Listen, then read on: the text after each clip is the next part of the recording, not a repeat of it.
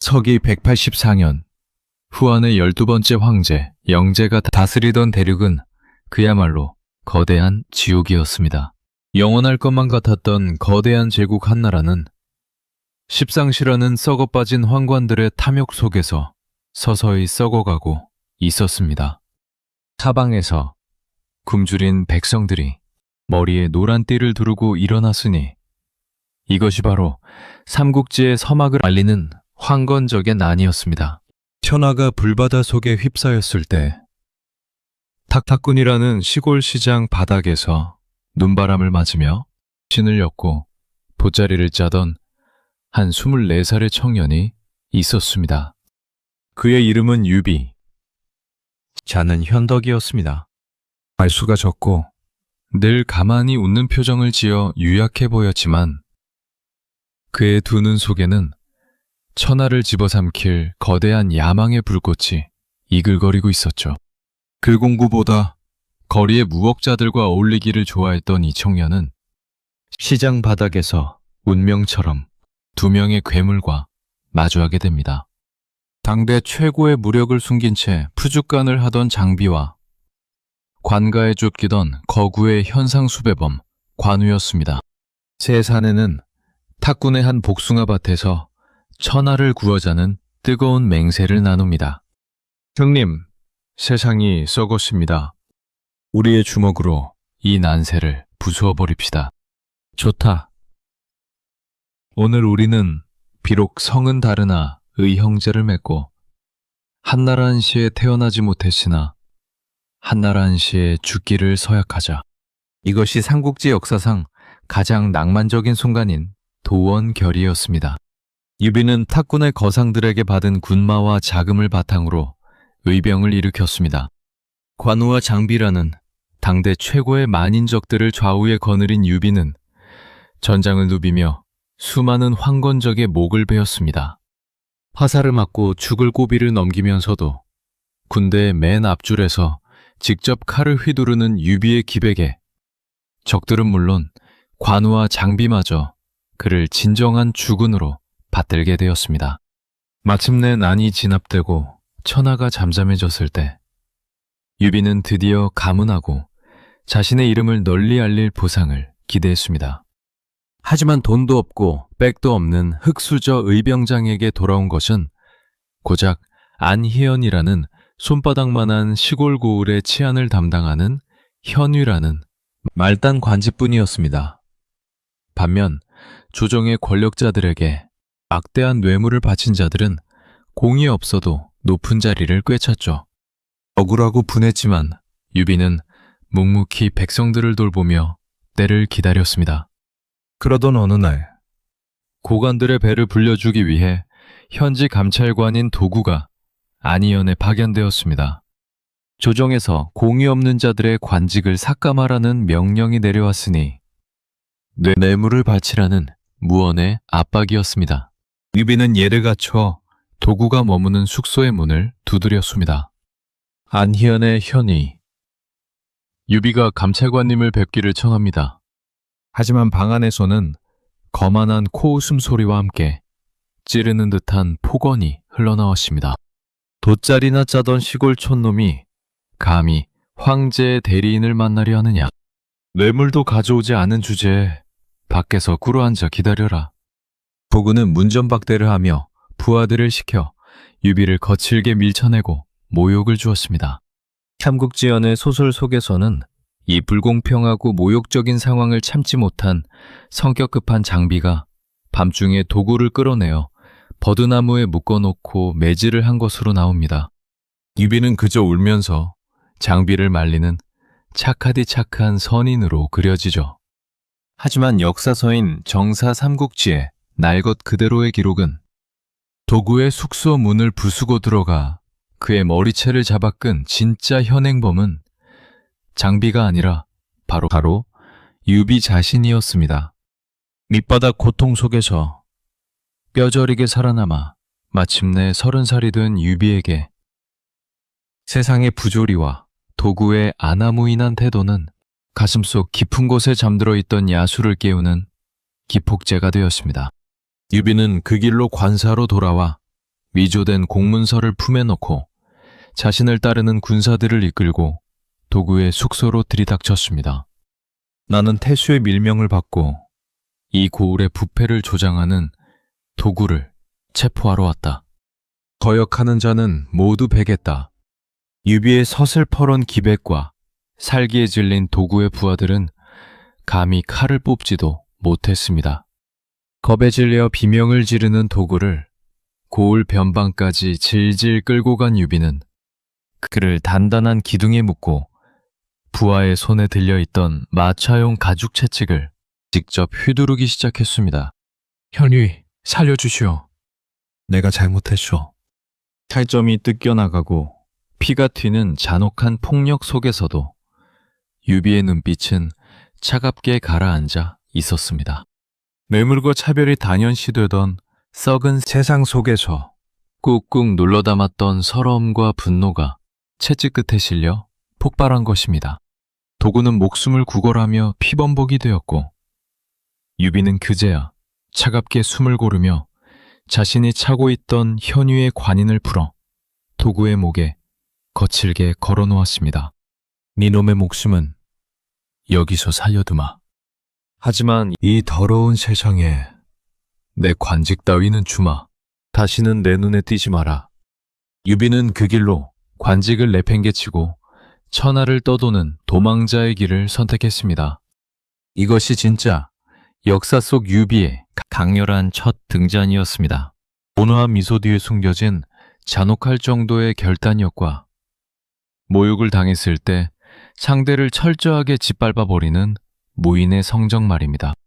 이 첫 번째 폭발은 앞으로 그가 걸어갈 파란만장한 영웅의 연대기를 알리는 거대한 서막이었습니다. 이야기 시작하기 전에 구독과 좋아요로 유비의 파란만장한 인생 속으로 함께 들어가 볼까요? 쫓기는 신세가 된 유비 일행은 천하의 거친 파도 속에서 살아남기 위해 끊임없이 칼을 갈아야 했습니다. 대장장이 출신의 장비와 시장 바닥을 구르던 관우, 그리고 유비는 의병을 이끌고 도적들을 소탕하며 조금씩 명성을 쌓아갔죠. 논문수학했던 공손찬의 밑으로 들어가 겨우 평원연의 현령자리를 얻었을 때 유비의 나이는 30을 갓 넘기고 있었습니다. 아직 땅 한 평, 군사 몇천 명에 불과한 초라한 처지였지만 천하는 이 집신 짜던 사내를 가만두지 않았습니다. 중원의 거대한 괴물이자 훗날 평생의 라이벌이 될 사내 조조가 마침내 역사 전면에 그 잔혹한 이빨을 드러냈기 때문입니다. 당시 조조의 아버지 조순이 서주를 통과하던 중 서주 목도겸의 부장인 장계와 그의 군사들에게 비참하게 살해당하고 재물은 모두 약탈당하는 대사건이 발생합니다. 도겸이 평소 조조를 견제해 배후에서 살해를 지시했다는 기록과 그저 호위를 맡았던 부장 장계가 재물에 눈이 멀어 독단적으로 저지른 배신이라는 사료의 기록이 엇갈리는 미스터리한 사건이었죠. 하지만 전말이 어찌되었든 분노로 이성을 잃은 조조는 도겸을 배후로 지목하고 군대를 이끌고 서주를 침공하며 피해 보복을 선언했습니다. 조조가 이끄는 정예 군대는 서주 땅을 받는 순간 살아있는 모든 것을 도륙하기 시작했습니다. 군사들뿐만 아니라 죄 없는 노인과 부녀자, 젖먹이 아이들까지 무참히 짓밟혔고 수십만 명의 시체가 사방에 널려 강물이 흐르지 못할 정도였습니다. 이것이 역사상 가장 끔찍한 비극 중 하나로 꼽히는 서주 대학살이었습니다. 서주 목도겸은 사방에 구원 요청을 보냈지만 천하를 호령하던 원소도, 원술도, 공손찬도 조조의 무시무시한 기세와 잔혹함에 질려 눈치만 보며 벌벌 떨고 있었습니다. 잘못 개입했다가는 조조의 다음 타겟이 될 것이 뻔했으니까요. 모든 영웅이 고개를 돌리던 바로 그 순간 저 멀리 변방의 초라한 현령이었던 유비가 거칠게 일어섰습니다. 주위의 모든 참모들이 목숨을 잃을 것이라며 유비를 뜯어말렸습니다. 형님, 조조의 정예병은 수만 명에 달합니다. 우리가 가진 군사는 고작 수천 명뿐인데 서주로 가는 것은 불 속으로 뛰어드는 자살 행위입니다. 하지만 유비의 눈빛은 흔들리지 않았습니다. 조조가 천하의 대의를 저버리고 죄 없는 백성들을 무참히 도륙하고 있다. 힘이 없다고 눈을 감는다면 우리가 탁군 복숭아밭에서 맺은 맹세는 무엇이란 말이냐. 내 군사가 부족하다면 내 목숨을 얹어서라도 가겠다. 유비는 공손찬에게 겨우 빌린 수천 명의 군사와 전장에 구르던 난민들을 긁어모아 서주로 향했습니다. 조조의 철기군이 서주의 성벽을 부수고 들어가기 직전 저 멀리 먼지바람을 일으키며 낡은 깃발을 든 군대가 나타났습니다. 깃발에 새겨진 글자는 오직 하나, 유라는 글자였습니다. 당대 최고의 명장 조조조차도 이 무모하고 기이한 군대를 보고 헛웃음을 터뜨렸습니다. 어디서 저런 거지 같은 군대가 감히 내 앞을 가로막는단 말이냐. 저들을 지휘하는 자가 누구냐. 집신을 짜던 유비라는 자라고 합니다. 조조의 모사들이 답했습니다. 조조의 조롱 속에서도 유비는 관우와 장비를 선봉에 세워 조조의 정예 부대를 정면으로 받아내기 시작했습니다. 객관적인 전력은 비교조차 되지 않았지만 유비의 군대에는 서주 백성들을 구하겠다는 미친 듯한 도끼와 기백이 서려 있었습니다. 관우의 청룡 언월도와 장비의 장팔 사모가 조조군의 진영을 사정없이 찢어발겼고 유비 역시 최전선에서 온몸에 피를 뒤집어 쓴 채 검을 휘둘렀습니다. 이 무모한 협객들의 저항에 조조군마저 당황하기 시작했죠. 마침 조조의 본진인 연주에서 여포가 반란을 일으켰다는 승전보 같은 소식이 전해지면서 조조는 결국 서주의 학살을 멈추고 군대를 돌릴 수밖에 없었습니다. 지옥에서 살아남은 서주의 백성들과 호족들은 자신들을 위해 목숨을 걸고 찾아와준 유비의 이름을 목 놓아 불렀습니다. 서주 목도겸은 감동의 눈물을 흘리며 유비의 손을 꼭 잡았습니다. 현덕공이 아니었다면 이 서주 땅은 귀신들이 우는 지옥이 되었을 것이오. 내 나이 많고 병들었으니 이 풍요롭고 거대한 서주 땅을 공에게 넘겨주겠소. 부디 우리 백성들을 지켜주시오. 유비는 3번이나 거절했으나 얼마 후 도겸이 세상을 떠나자 백성들과 호족들의 간절한 청에 못 이겨 마침내 서주의 주인이 되었습니다. 집신을 짜며 하루 벌어 하루 먹고 살던 흑수저 청년이 거대한 제국의 한 주를 지배하는 유력한 군벌로 역사의 중심에 우뚝 서는 순간이었습니다. 조조의 잔혹함에 맞서 백성을 구하겠다는 대의명분과 의리가 마침내 유비에게 천하를 뒤흔들 거대한 발판을 선물한 것입니다. 하지만 이 달콤한 승리는 오래가지 않았습니다.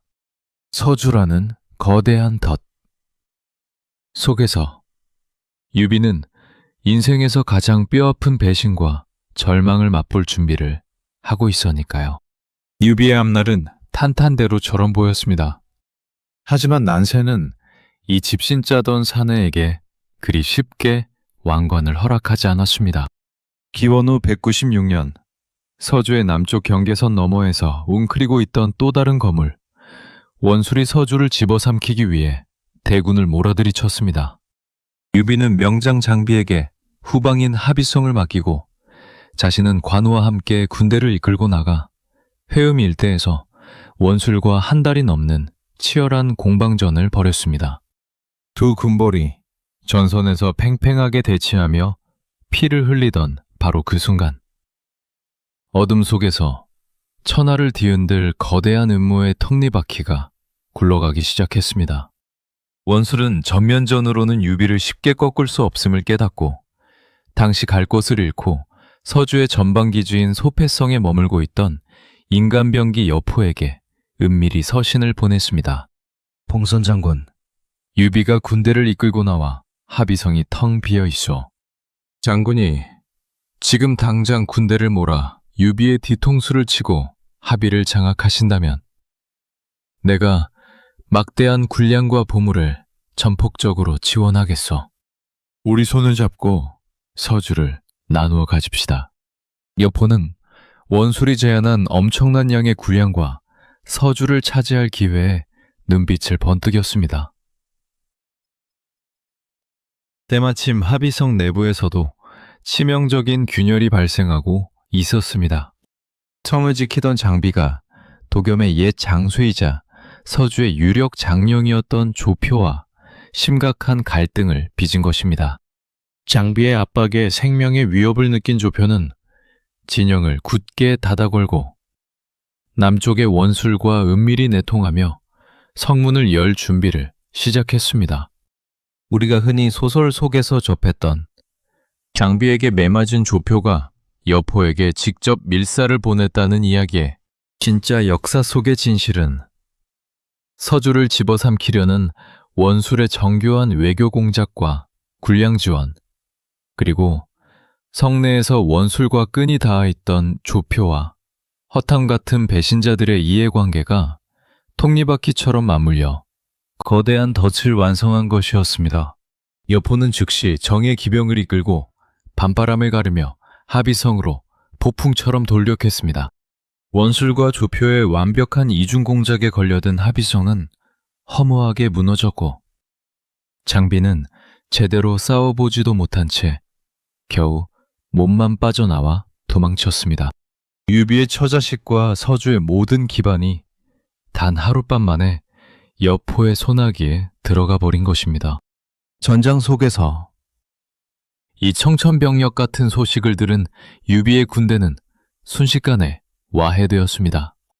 앞에는 원술의 대군이 가로막고 있고 뒤에는 배신자 여포가 성을 차지한 사면초가의 절망적인 상황이었습니다. 보통의 인간이라면 여기서 정신을 잃고 무너졌을 것입니다. 하지만 유비는 난세의 바닥 속에서 뼈저리게 굴러먹은 괴물이었습니다. 그는 이 말도 안 되는 모욕과 배신을 겪고도 울부짖지 않았습니다. 대신 상상을 초월하는 차가운 현실주의자로 돌변했죠.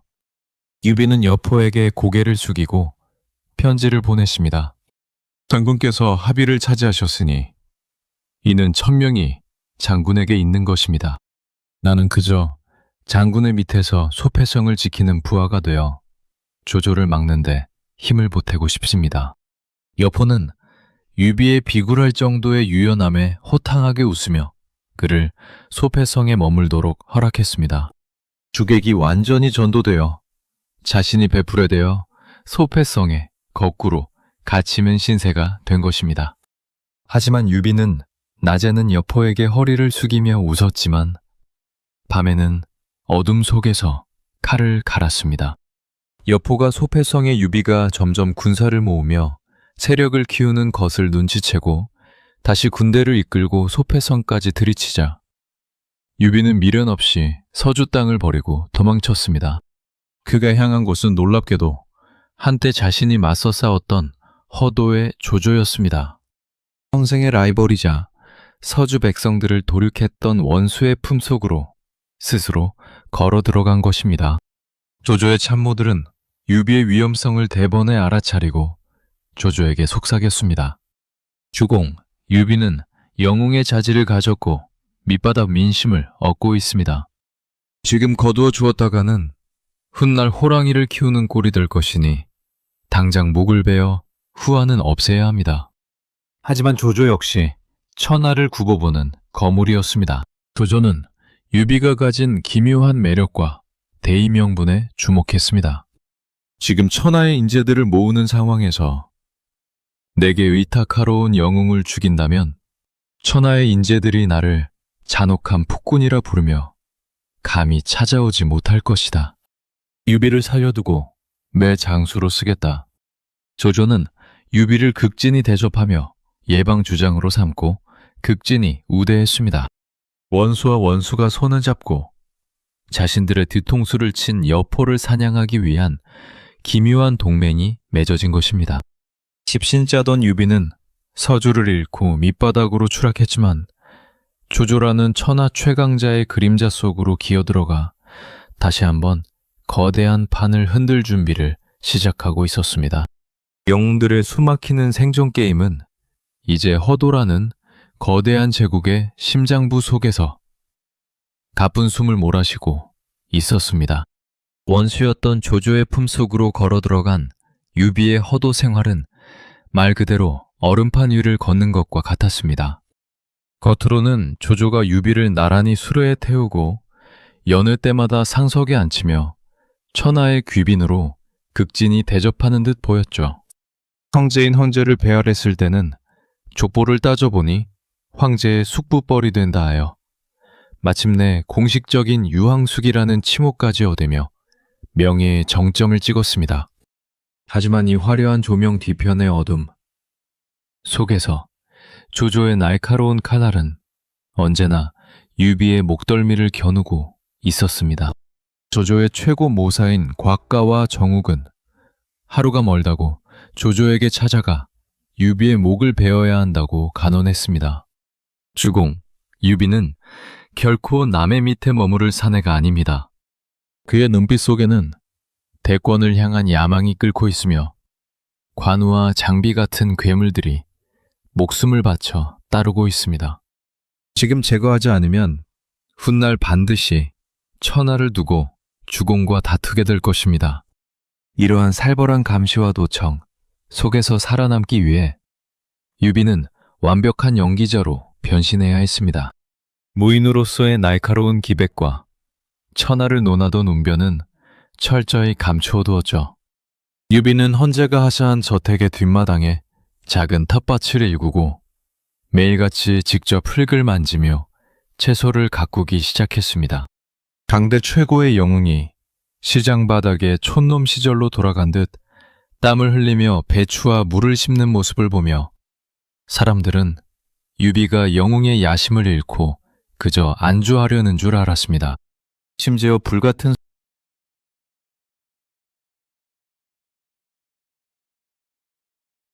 형님, 천하가 이 모양인데 지금 한가하게 텃밭에서 풀이나 뽑고 계실 때입니까? 우리가 칼을 갈아도 모자랄 판에 어찌 이러십니까? 유비는 그저 빙그레 웃으며 장비의 입을 막을 뿐이었습니다. 아우야, 세상이 흉흉할 때는 흙을 만지며 마음을 다스리는 것이 최고란다. 너도 이리 와서 잡초나 뽑거라. 이것은 조조의 의심을 피하기 위해 스스로를 낮추는 유비만의 고단수 생존 전략, 즉 도광야매였습니다. 자신이 천하에 아무런 위협이 되지 않는 무능한 늙은이처럼 보이도록 위장한 것이죠. 그러던 어느 날 하늘에 먹구름이 짙게 깔리고 번개가 치던 가을날이었습니다. 조조가 유비를 자신의 개인 정원인 소정으로 전격 초대했습니다.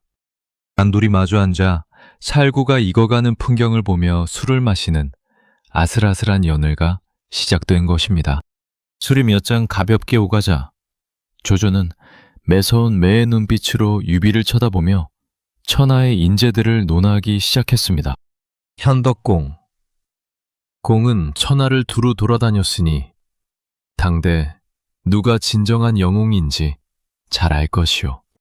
내게 한번 말해보시오. 유비는 조조의 이 질문이 자신을 시험하는 거대한 덫임을 직감했습니다. 심장이 미친 듯이 뛰었지만 유비는 애써 태연한 척하며 당시 세력이 강했던 군벌들의 이름을 나열하기 시작했습니다. 남방에 막강한 세력을 가진 원술은 어떻습니까? 군사도 많고 풍요로우니 영웅이라 할 만하지 않습니까? 조조는 콧방귀를 뀌며 술을 삼켰습니다. 원술은 그저 무덤 속의 마른 뼈다귀에 불과하오. 내가 조만간 사로잡을 놈이지. 그렇다면 사세삼공의 명문가이자 하북을 지배하는 원소는 어떻습니까? 원소는 겉으로는 엄식하나 속은 좁고 큰일을 도모할 때는 목숨을 아끼고 작은 이익을 볼 때는 몸을 던지는 겁쟁이일 뿐이오. 결코 영웅이 될 수 없어. 형주의 유표나 강동의 손책은 어떻습니까? 유비가 천하의 강자들을 다 대보았지만 조조는 모두 한 수 아래로 깎아내리며 비웃었습니다. 그리고 마침내 조조는 술잔을 내려놓고 유비의 눈동자를 똑바로 쏘아보며 소름 끼치는 한마디를 던졌습니다. 현덕공, 천하의 영웅이란 오직 그대와 나, 이 조조 둘뿐이오. 원소나 원술 따위의 무리들은 감히 우리 명한 명단에 넣을 수도 없소. 그 순간 하늘에서 거대한 천둥 소리가 쿵 하고 울려 퍼졌습니다. 조조의 번뜩이는 통찰력에 자신의 본질을 들켜버린 유비는 너무나 놀란 나머지 손에 쥐고 있던 수저를 바닥에 떨어뜨리고 말았습니다. 절체절명의 위기였습니다. 수저를 떨어뜨린 것 자체가 조조의 말에 크게 동요했다는 증거가 될 수 있었으니까요. 하지만 유비의 괴물 같은 임기응변은 그 찰나의 순간에 빛을 발했습니다. 유비는 재빨리 몸을 굽혀 수저를 주우며 짐짓 겁에 질린 표정으로 번개가 치는 하늘을 올려다보았습니다. 아이고, 맹덕공. 성인 군자도 갑작스러운 천둥과 번개에는 마음을 다스리기 어렵다더니 제가 유약하여 이 거대한 천둥 소리에 그만 수저를 놓치고 말았습니다. 부끄럽습니다. 조조는 그 모습을 보고 탕탕 소리내어 호탕하게 웃었습니다. 현덕공이 이 거대한 천둥 소리 따위에 벌벌 떨다니 내가 공을 너무 과대평가한 모양이구려. 영웅이 천둥을 무서워해서야 쓰겠소. 유비의 신들린 찌질한 연기에 조조의 의심의 칼날이 거두어지는 순간이었습니다.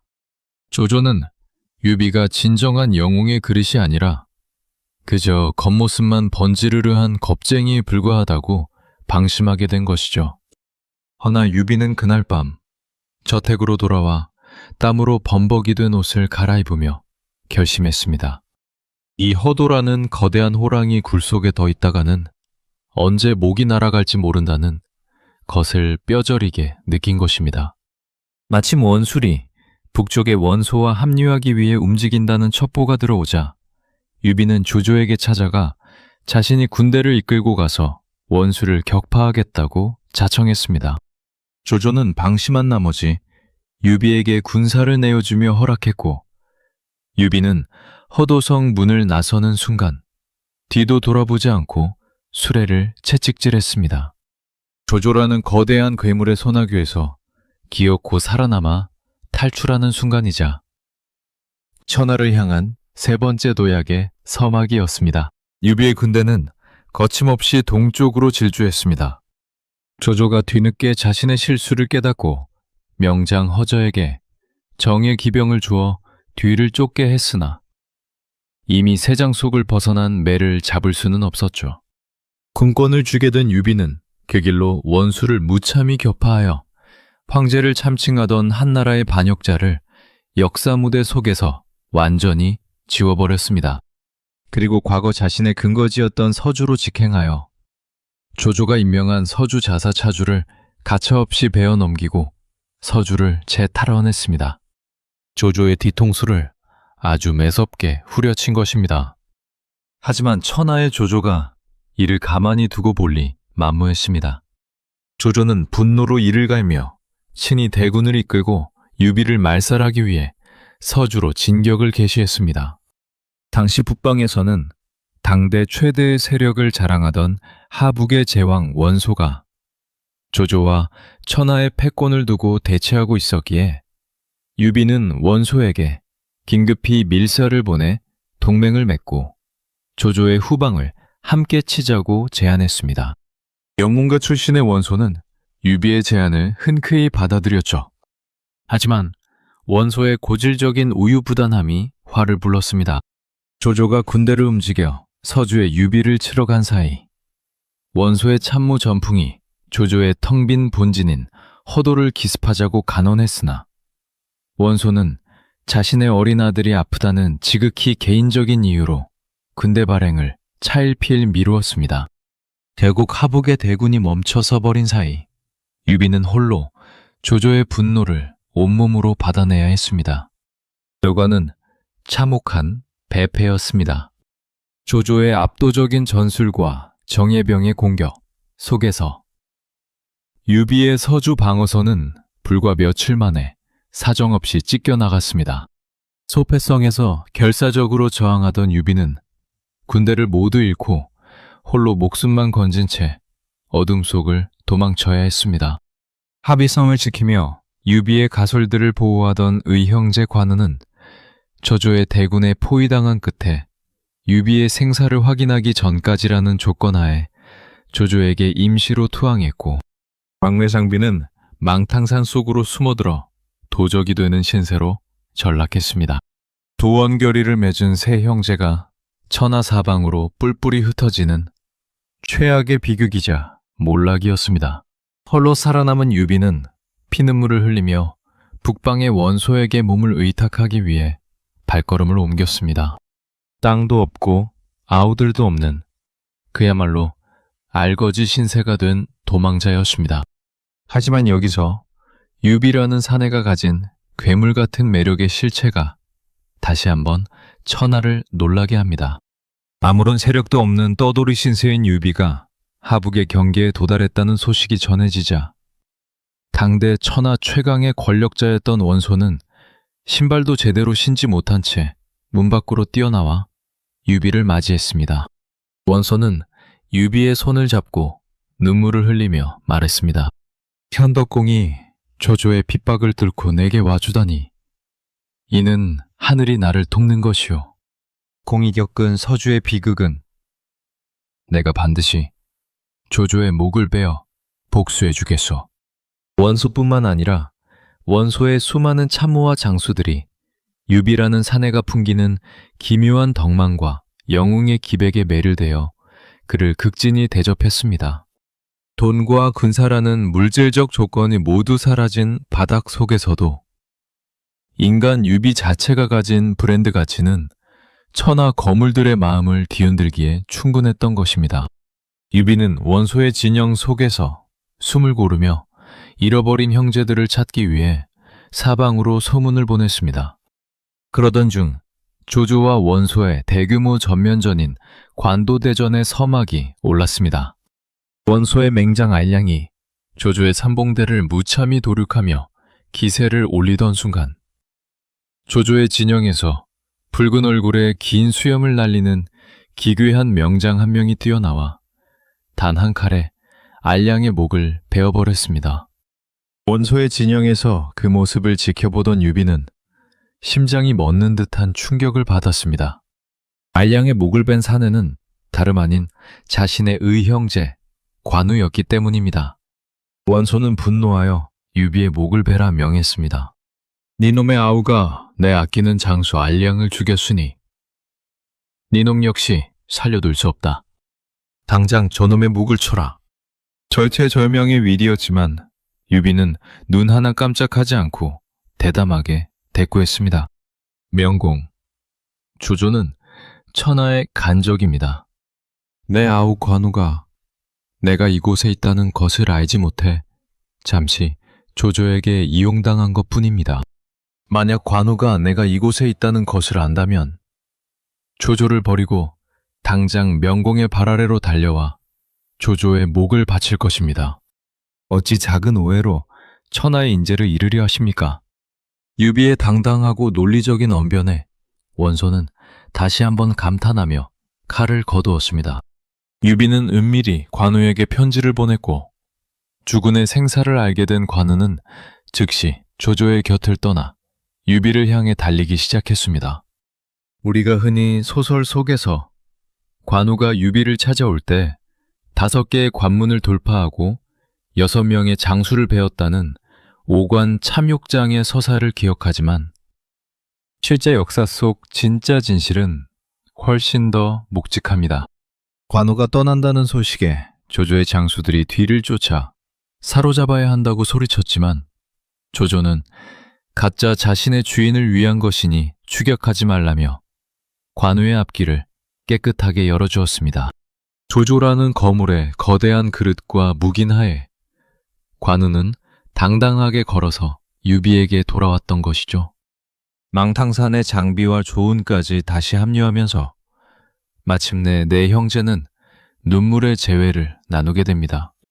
하지만 유비는 원소의 진영 역시 오래 머물 곳이 아님을 직감했습니다. 관도대전의 전황을 살펴보니 겉으로는 거대해 보이는 원소의 군대가 속으로는 심각하게 썩어 있어 조조의 치밀함을 당해낼 수 없음을 꿰뚫어 본 것이죠. 유비는 원소에게 남방의 유표를 연합하겠다는 핑계를 대고 정예병 일부를 이끌고 원소의 진영을 유유히 빠져나왔습니다. 원소의 몰락을 예견하고 타이밍 좋게 독립한 것입니다. 조조의 무서운 칼날을 피해 유비가 향한 곳은 남방의 형주, 또 다른 거물 유표의 품속이었습니다. 비록 또다시 땅을 잃고 떠도는 신세가 되었지만 난세의 판을 읽는 유비의 생존 전략은 더욱 날카롭고 다크하게 다듬어지고 있었습니다. 유표는 유비가 가진 명성과 천하를 울리는 유황숙이라는 타이틀을 높이 평가하여 그를 형주의 최전방 기지인 신야성에 머물도록 배려해 주었죠. 겉으로는 따뜻한 환대였지만 이 역시 속내를 들여다보면 잔인한 정치적 계산이 깔려 있었습니다. 신야성은 북방의 조조가 형주를 침공할 때 가장 먼저 들이치는 최전선 중에 최전선이었습니다. 즉, 유표는 유비와 그의 무지막지한 아우들을 조조의 공격을 막아낼 총바지이자 인간 방패로 삼은 것이었습니다. 유비는 그 잔인한 현실 속에서도 묵묵히 신야성이라는 작은 고을을 다스리며 군사들을 훈련시켰습니다. 그렇게 신야성 속에서 세월이 흘러갔습니다. 웅크린 채 기회를 엿보던 유비의 나이는 어느덧 46에 접어들고 있었습니다. 평균 수명이 짧았던 고대 중국에서 46이라는 나이는 언제 죽어도 이상하지 않을 인생의 황혼기였습니다. 조조는 이미 한나라의 조정을 장악하고 하북을 평정하여 천하의 70%를 손에 넣은 거대한 황제가 되어가고 있었고 강동의 손권은 아비와 형의 가업을 이어받아 푸른 눈의 군주로서 기세를 떨치고 있었습니다. 반면 황제를 꿈꾸던 시장 바닥의 촌놈 유비는 여전히 남의 땅 한 구석에 얹혀 살며 매일의 생존을 걱정하는 처량한 신세였습니다. 인생의 거대한 정체기 속에서 찾아온 지독한 고독과 절망은 영웅의 가슴을 사정없이 짓눌렀습니다.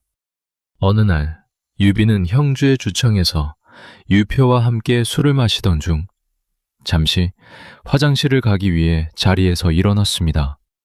의복을 정돈하려 바지를 걷어올린 순간 유비는 얼어붙은 듯 제자리에 멈춰 섰습니다.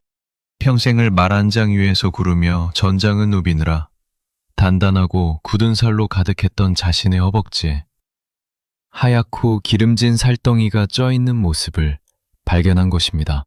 수년 동안 전쟁터를 누비지 못하고 남의 밑에서 안일하게 세월을 보내느라 몸이 썩어가고 있다는 증거였습니다.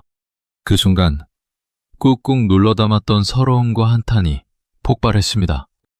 46의 노병은 화장실 구석에 주저앉아 어깨를 들썩이며 눈물을 흘리기 시작했습니다. 한참이 지나도 유비가 돌아오지 않자 이상하게 여긴 유표가 다가와 물었습니다. 현덕공, 얼굴이 눈물범벅이구려. 무슨 슬픈 일이라도 있는 것이요? 유비는 옷자락으로 눈물을 훔치며 가슴을 쥐어뜯듯 대답했습니다.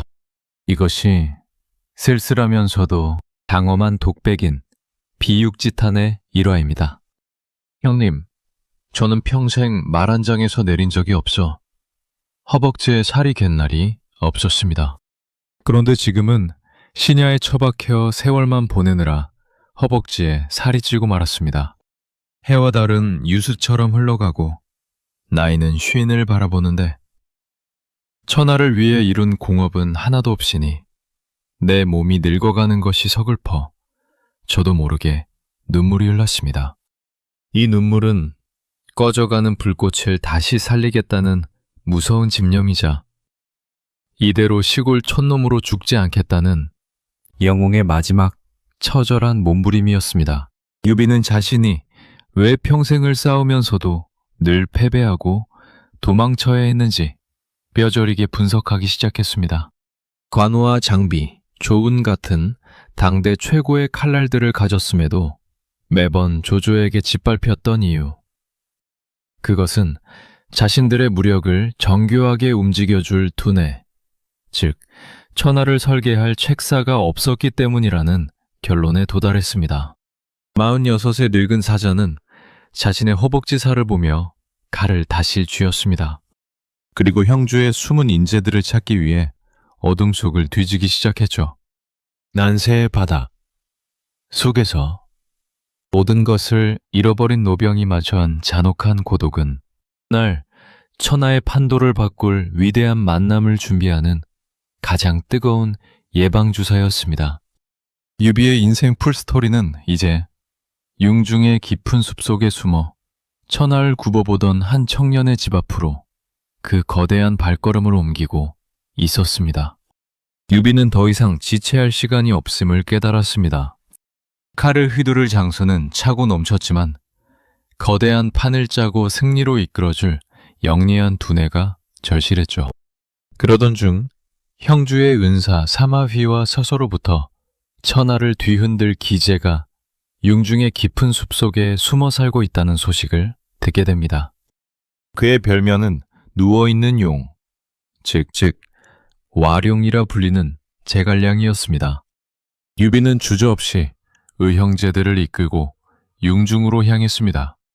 우리가 흔히 아는 삼고초려, 즉 초가집을 3번 찾아간다는 유래는 눈바람 속에서 유비가 정성을 다하는 동화 같은 이야기로 기억됩니다.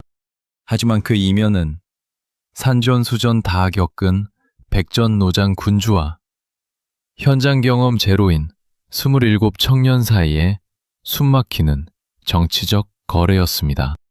당시 유비는 조조와 원소 밑을 구르며 천하의 생지옥을 겪어낸 베테랑 정치가였고 제갈량은 융중의 초가 삼간에 박혀 책만 읽던 무명의 청년이었습니다. 유비가 2번이나 바람을 맞고 3번째 방문에서조차 낮잠을 자는 제갈량을 몇 시간 동안 서서 기다린 것은 단순한 겸손이 아니었습니다. 인재가 말라버린 비참한 현실 속에서 이 천재의 머릿속에 든 지혜를 반드시 사겠다는 노련한 CEO, 유비의 악바리 같은 집념과 투자였던 것입니다. 마침내 잠에서 깬 제갈량이 유비를 방 안으로 모셨고 2 사내 만에 비밀스러운 독대가 시작되었습니다. 유비는 먼저 자신의 가슴 속에 맺힌 한을 토해내며 무릎을 꿇었습니다. 선생, 한나라 황실이 무너지고 간신들이 천하를 어지럽히고 있습니다. 이 유비는 유약하고 지혜가 부족하여 매번 패하고 도망치며 백성들을 구하지 못했습니다. 하지만 내 나이 50을 바라보는 지금도 천하를 구하겠다는 야망은 식지 않았습니다. 부디 이 미련한 노병에게 길을 보여주십시오. 27의 청년 제갈량은 백전노장 유비의 간절한 눈빛을 똑바로 마주 보았습니다. 그리고 품속에서 거대한 지도 한 장을 펼치며 당대 그 누구도 생각지 못했던 기적 같은 전략을 읊조리기 시작했습니다. 이것이 삼국지의 판도를 완전히 바꾸어버린 제갈량의 천하 3분지계였습니다.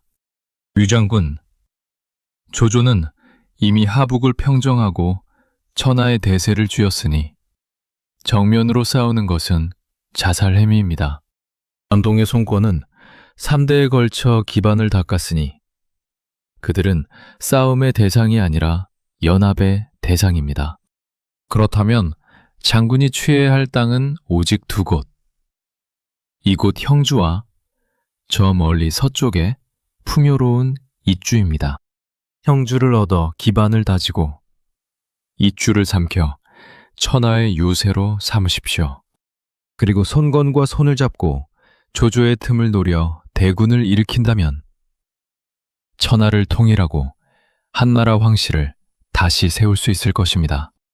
방구석에 처박혀 있던 청년의 입에서 천하를 3조각으로 나누어 먹겠다는 거대한 기획서가 터져나오자 47의 유비는 온몸에 전율이 흐르는 것을 느꼈습니다.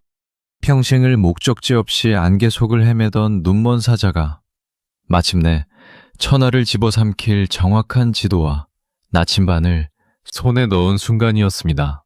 유비는 제갈량의 손을 꼭 잡고 눈물을 흘리며 말했습니다. 천생이 내게 오지 않는다면 천하의 백성들은 영원히 고통받을 것입니다. 부디 이 늙은 사내의 스승이 되어 주십시오. 제갈량 역시 자신의 거대한 기획서를 알아보고 나이와 경력을 모두 내려놓은 채 고개를 숙인 유비의 거대한 그릇에 깊이 매료되었습니다. 장군, 나를 알아주는 이를 위해 이 목숨을 바치겠습니다. 돗자리 짜던 촌놈 출신의 노련한 CEO 유비와 현장 경험 제로의 천재 기획자 제갈량의 역사적인 결합이 완성되었습니다. 유비는 기뻐하며 아우들에게 내가 제갈량을 얻은 것은 물고기가 물을 만난 것과 같다 라며 수어지그의 기쁨을 논했습니다. 하지만 이 위대한 만남의 기쁨이 채 가시기도 전에 북방의 조조가 수십만 대군을 이끌고 형주를 휩쓸기 위해 남하하기 시작했습니다. 제갈량이라는 날개를 단 유비는 인생에서 가장 참혹하고도 처절한 지옥의 레이스를 맞이할 준비를 해야 했습니다. 제갈량이라는 최고의 두뇌를 얻은 기쁨도 잠시 유비의 앞에는 잔혹한 파멸의 그림자가 드리워졌습니다. 하북을 완벽하게 평정한 조조가 마침내 형주를 집어삼키기 위해 무려 10만 명이 넘는 대군을 이끌고 남하를 시작한 것입니다. 설상가상으로 유비의 든든한 방패막이가 되어주었던 형주의 지배자 유표가 갑작스럽게 병으로 세상을 떠났습니다. 유표의 뒤를 이은 어린 아들 유종과 형주의 호족들은 조조의 무시무시한 기세에 지레 겁을 먹고 유비에게는 단 한마디 말도 없이 조조에게 항공문서를 보내버렸습니다. 신야성에 고립된 유비는 한순간에 앞뒤가 모두 적에게 포위당하는 절체절명의 위기에 빠지게 되었습니다. 유비에게 남은 선택지는 오직 하나. 또다시 도망치는 것뿐이었습니다. 유비는 조조의 칼날을 피해 형주의 남쪽 요충지인 강릉으로 퇴각하기로 결정했습니다. 강릉에는 엄청난 양의 군수물자와 무기가 비축되어 있었기에 그곳을 먼저 선점해야만 조조와 싸울 한 줄기 희망이라도 생기기 때문이었죠. 그런데 유비가 신야성을 떠나 강릉으로 향한다는 소식이 전해지자 조조의 잔혹함을 잘 알고 있던 형주의 백성들이 너도나도 보따리를 싸들고 유비의 뒤를 따르기 시작했습니다. 그 수가 무려 10만 명에 달했습니다. 어린아이를 품에 안은 여인부터 지팡이를 짚은 노인들까지 피난민들의 행렬은 수십 리에 걸쳐 이어졌습니다. 백성들이 합류하면서 유비군의 행군 속도는 끔찍할 정도로 느려졌습니다. 하루에 고작 10리, 즉 4km 남짓 이동하는 것이 고작이었죠. 조조의 정예 기병들이 턱 밑까지 쫓아오고 있다는 첩보가 계속해서 날아들자 제갈량과 장수들이 유비에게 가슴을 치며 간언했습니다. 주공, 이대로 백성들과 함께 가다간 강릉에 도착하기도 전에 조조의 기병들에게 몰살당할 것입니다.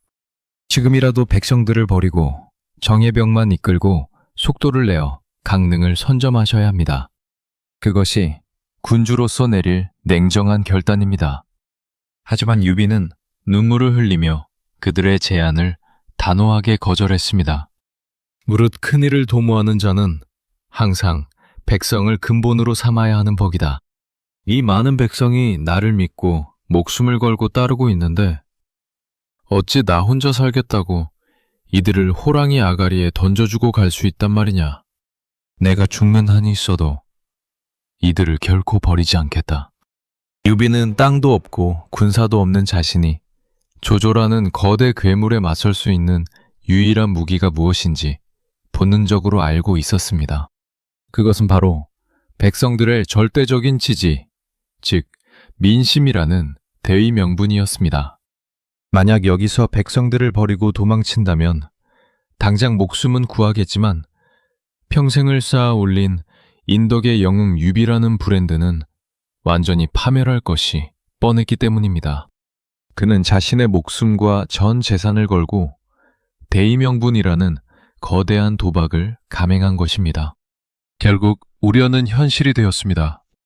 당대 최고의 엘리트 기병 부대인 조조의 호표기 5,000명이 번개처럼 몰아쳐 유비의 후방을 덮쳤습니다.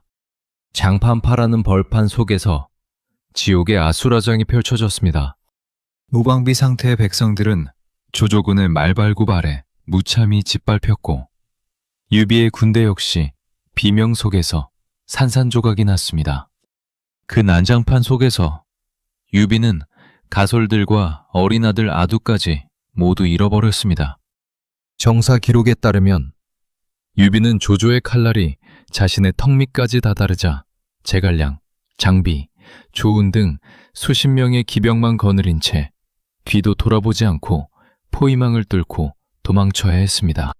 대의명분을 외치던 영웅이 결국 자식과 아내마저 팽개치고 달아나는 가장 처절하고도 비참한 순간이었습니다. 하지만 이 지옥 같은 패배 속에서도 유비의 사내들은 기적을 만들어냈습니다. 명장 조은이 주군의 혈육을 구하기 위해 단기로 조조의 대군 속으로 다시 뛰어들었습니다. 조은이 피범벅이 된 채 아두를 안고 돌아오자 유비는 아두를 바닥에 내던지며 하마터면 큰 장수를 잃을 뻔했다 라며 조은의 충성에 눈물로 화답했습니다. 한편 장비는 당양교라는 좁은 다리 위에서 홀로 말을 타고 서서 거대한 호랑이처럼 포효하며 조조의 대군을 가로막았습니다. 내가 바로 연인 장익덕이다. 나와 목숨을 걸고 싸울 놈은 당장 앞으로 나와라. 장비의 살기 등등한 기백에 압도당한 조조의 장수들은 감히 다리를 건너지 못하고 머뭇거렸고 그 덕분에 유비는 겨우 유종의 형이었던 유기가 지키고 있던 하구로 도망쳐 숨을 고를 수 있었습니다. 자식과 아내들을 사방에 잃고 핏빛 벌판 속에 주저앉은 노병 유비. 그가 가진 것은 이제 아무것도 없었습니다. 하지만 그가 목숨 걸고 지켜낸 백성들의 눈물과 대의명분은 천하 사람들의 마음을 움직이기 시작했습니다. 온몸에 피를 뒤집어 쓴 채 살아남은 생존왕 유비는 이제 강동의 손권과 손을 잡고 조조의 수십만 대군을 불태워버릴 삼국지 최대의 대결, 적벽대전을 향해 매서운 눈빛을 빛내고 있었습니다. 장판파의 대참사 속에서 가까스로 목숨을 건진 유비는 하구의 둥지를 틀고 숨을 몰아쉬었습니다. 하지만 숨을 고를 시간조차 없었습니다.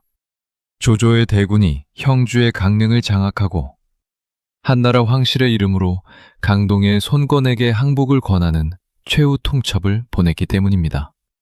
당시 조조는 편지를 보내 수군과 육군을 합쳐 무려 80만 대군을 거느리고 있다고 허풍을 섞어 선전하며 강동을 심리적으로 거칠게 압박했습니다. 실제 정사 기록과 명장 주유의 냉정한 계산에 따르면 조조의 진짜 병력은 북방에서 내려온 정예병 15만 내외와 형주에서 흡수한 군사 7, 8만 명을 합쳐 대략 20만 명 안팎으로 추정되었으나 이 역시 동맹인 유비와 손권의 결사대를 합친 3, 4만 명의 군세에 비하면 무시무시할 정도로 압도적인 규모임은 틀림없었습니다. 조조의 기세 앞에 강동의 조정 역시 발칵 뒤집혔습니다. 수많은 선비와 신하들이 조조에게 무릎을 꿇고 항복해야 한다고 소리 높여 외치고 있었죠. 유비가 무너지면 다음 타깃은 손권 자신이 될 것이 불을 보듯 뻔한 상황이었습니다. 이 절체절명의 순간 유비의 최고의 두뇌 제갈량이 단신으로 강동의 호랑이 굴속으로 걸어 들어갔습니다. 제갈량은 빼어난 언변과 날카로운 논리로 항복을 주장하던 강동의 유학자들을 단숨에 입묵시켰고 젊은 군주 손권의 자존심과 야망을 거칠게 자극했습니다. 손장군, 조조는 천하의 간적이며 그 기세가 하늘을 찌르나 유장군은 한나라 황실의 후예로서 대의를 위해 결코 조조에게 무릎 꿇지 않을 것입니다. 만약 장군이 스스로를 지킬 힘이 없다면 차라리 조조에게 고개를 숙이십시오. 하지만 천하를 도모할 야심이 있다면 지금 우리 유장군과 손을 잡고 조조의 대군을 정면으로 받아치셔야 합니다. 제갈량의 도발과 주유의 결단에 마음을 굳힌 손권은 마침내 칼을 뽑아 책상을 내리치며 조조와의 전면전을 선언했습니다. 이렇게 해서 역사상 가장 극적이고 기묘한 동맹, 유비와 손권의 손유연합군이 결성되었습니다. 기원 후 208년 겨울, 마침내 양쯔강 유역의 적벽이라는 좁은 길목 속에서 천하의 운명을 건 거대한 전투가 벌어졌습니다. 조조의 군대는 비록 숫자는 압도적이었으나 대부분 북방 출신이라 수전의 쥐약이었습니다. 거친 강바람과 물결 속에서 군사들이 배멀미로 쓰러지자 조조는 배와 배를 쇠사슬로 단단히 묶는 연환계를 사용했습니다. 그것이 자신들의 무덤이 될 줄은 모른 채 말입니다. 강동의 명장 황계와 주유가 짠 고육지게와 화공 전략이 부서지는 밤바람을 타고 폭발했습니다. 기름을 가득 실은 불배들이 조조의 거대한 선단을 향해 돌격했고 때마침 불어온 거센 동남풍을 타고 화염은 순식간에 조조의 모든 배들을 집어삼켰습니다. 적벽의 강물은 순식간에 시뻘건 불바다 속으로 변해버렸습니다. 타오르는 불길 속에서 조조의 군사들은 비명을 지르며 강물로 뛰어들었고 그 시체가 강을 메웠습니다. 평생 천하무적이라 믿었던 조조는 불타는 적벽을 바라보며 넋을 잃었고 남은 군사를 이끌고 비참하게 화용도라는 좁은 길로 도망쳐야 했습니다. 연애 소설 속에서는 유비와 제갈량이 숟가락만 얹어 이익을 챙긴 것처럼 묘사되지만 사실 이 평가가 완전히 틀린 것은 아닙니다. 적벽에 거대한 불길을 만들어내고 조조를 무너뜨린 진짜 주역은 어디까지나 손권과 주유, 그리고 강동의 수군이었으니까요. 유비의 군대는 별도 부대로 참전한 보조 역할에 불과했습니다. 하지만 유비의 진짜 무서운 영웅성은 전투 그 자체보다 전투가 끝난 직후에 혼란 속에서 폭발했습니다. 유비는 조조가 퇴각하는 그 찰나의 틈을 놓치지 않고 누구보다 빠르게 움직였습니다. 그는 관우, 장비, 조운을 이끌고 도망치는 조조의 패잔병을 매섭게 추격하는 동시에 주유의 오나라 주력군이 조조의 명장 조인이 버티는 남군성과 피를 흘리며 정면 대결을 벌이는 사이 정광석화처럼 군대를 남쪽으로 휘몰아쳤습니다. 그리고 형주의 남쪽 사군인 무릉, 장사, 계양, 영능을 순식간에 흡수해버렸습니다. 시장바닥 시절부터 다져진 유비의 민심 장악력과 유황숙이라는 대의명분은 여기서 엄청난 빛을 발했습니다. 형주의 호족들과 백성들은 유비의 깃발을 보자마자 성문에 활짝 열고 기쁨의 눈물을 흘리며 항복했습니다. 전쟁의 위대한 승리는 오나라의 손권이 만들었지만 그 대가로 떨어진 형주라는 거대한 열매를 가장 영리하고 내목하게 수확한 것은 유비였던 것입니다. 주유가 피로 차려놓은 밥상에서 실리라는 실리는 유비가 전부 독식해버린 기막힌 구조였습니다. 뿐만 아니라 이 시기에 유비의 진영에는 거대한 인재들이 구름처럼 몰려들었습니다. 제갈량과 어깨를 나란히 하던 또 다른 천재 책사 방통이 유비의 품으로 날아들었고 장사의 명장 황충과 의리 있는 장수 위연 역시 유비에게 무릎을 꿇었습니다. 집신을 짜며 천하를 떠돌던 흑수저 사내가 오나라가 만들어낸 완벽한 기회를 낚아채 거병한 지 무려 25년 만에 마침내 당배 최강자 조조와 손권을 위협할 강력한 독립군벌로 우뚝 서는 역사적인 순간이었습니다. 적벽의 붉은 불꽃은 유비의 눈물을 닦아주었고 매목한 생존자 유비는 이제 형주라는 단단한 발판을 딛고 서쪽의 거대한 요새익주를 집어삼키기 위해 거친 숨을 몰아쉬며 발걸음을 옮길 준비를 마쳤습니다. 형주의 지배자가 된 유비의 위세는 하늘을 찔렀지만 제갈량이 설계한 천하 3분지계의 완성까지는 아직 갈 길이 멀었습니다. 북방의 조조와 강동의 손권이라는 두 거물 사이에서 협소한 형주만을 지키고 있는 것은 언제 터질지 모르는 시한폭탄을 안고 있는 것과 같았죠. 바로 그 타이밍에 저 멀리 서쪽의 거대한 분지이자 천혜의 요새라 불리는 익주에서 기적 같은 기회가 찾아옵니다. 익주의 지배자인 유장은 성품이 유약하여 내부 호족들의 반란과 북방 장로의 위협에 시달리고 있었고 유장의 참모였던 장송과 법정은 무능한 주군을 버리고 천하의 덕망 높은 유비를 새로운 주인으로 모시려는 거대한 음모를 꾸미고 있었습니다. 유장의 사신 자격으로 유비를 찾아온 법정은 은밀히 익주의 지도를 펼쳐 보이며 속삭였습니다. 유장군, 익주는 토지가 풍요롭고 백성이 가득하나 주군인 유장이 유약하여 인재들이 숨을 죽이고 있습니다. 오직 한나라 황실의 후예이신 장군만이 이 족당의 주인이 될 자격이 있습니다. 장군께서 군대를 이끌고 서쪽으로 오신다면 우리가 안에서 성문을 열고 익주를 통째로 바치겠습니다. 유비는 가슴이 세차게 뛰었지만 짐짓 인자한 미소를 지으며 고개를 저었습니다. 법정 선생, 유장과 나는 같은 유씨성을 가진 종친이요. 내가 아무리 땅이 탐난다고 한들 종친의 뒤통수를 치고 땅을 빼앗는다면 천하 유람 속에서 내가 쌓아올린 인덕의 명분이 모두 진흙탕 속에 구르게 될 것이오. 나는 결코 그런 짓을 할 수 없소. 이때 유비의 거룩한 가면을 사정없이 찢어 발기며 매목한 현실을 일깨워준 사내가 있었습니다. 제갈량과 함께 수경 선생 밑에서 동문수학했던 또 다른 천재 책사 봉추 방통이었습니다. 방통은 추악하고 냉정할 정도의 현실주의 정치학을 유비의 귀에 대고 사정없이 내질렀습니다. 주공, 지금은 춘추 전국시대와 같은 난세입니다. 의리와 명분만 따지다가는 조조나 송건의 말발굽 아래 군사들과 백성들이 먼저 몰살당할 뿐입니다. 유장이 무능하여 어차피 익주는 누군가에게 먹힐 운명입니다. 주공이 취하지 않으면 조조가 먹을 것이고 조조가 취하면 천하 통일의 꿈은 영원히 사라집니다.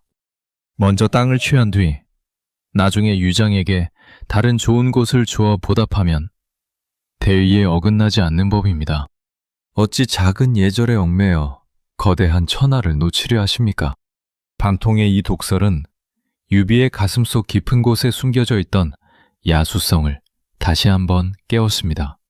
목적을 위해서라면 피와 눈물, 심지어 자신의 인자한 명분까지도 무기로 쓸 줄 아는 맹혹한 정치가의 본능이 되살아난 것이죠.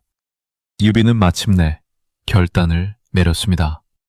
유비는 형주의 방비를 제갈량과 관우에게 맡기고 방통과 황충, 위연을 거느리고 수만 명의 정예병과 함께 익주로 향했습니다. 처음에 유장은 유비를 구세주처럼 환대하며 엄청난 양의 군수물자와 돈을 지원해 주었습니다. 유비는 그 돈으로 촉당의 최전방인 부강에 머물며 유장의 군대를 돕는 척하면서도 은밀히 촉당의 백성들과 민심을 사로잡는 이중공작을 펼쳤습니다. 그리고 때가 무르익자 유비는 본색을 드러냈습니다. 유비의 익주 침공에 방해가 되는 유장의 명장들을 꿰어내어 처형하고 성도를 향해 거침없이 칼날을 휘두르기 시작한 것입니다. 믿었던 종친에게 완벽하게 발등을 찍힌 유장은 피눈물을 흘리며 결사항전을 선언했고 촉당은 순식간에 동족 상잔의 잔혹한 피바람 속으로 휩싸였습니다. 전쟁은 생각보다 치열하고 잔인하게 흘러갔습니다. 촉당의 지형은 험준했고 유장의 장수들은 목숨을 걸고 섬을 지켰습니다. 청도로 가는 가장 중요한 길목인 낙성을 공략할 때 삼국지 역사상 가장 비극적인 사건이 터지고야만 합니다.